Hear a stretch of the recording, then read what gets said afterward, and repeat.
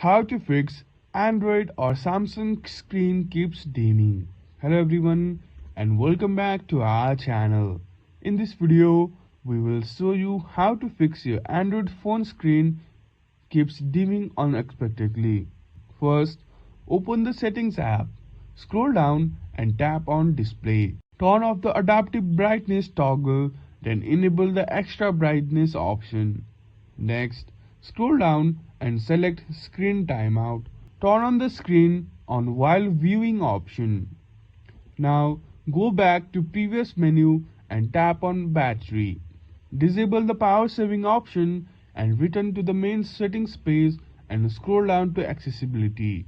Tap on vision enhancement and turn off the extra dim option. If your screen continues to dim after trying these steps, ensure that your phone has enough battery charge and it's not overheating.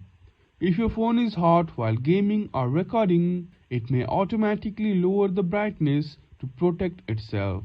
In this case, let your phone cool down and the issue should resolve itself. And that's it. If you have any questions, feel free to ask in the comments below and don't forget to subscribe to our channel. Thank you for watching and we will see you again in the next video.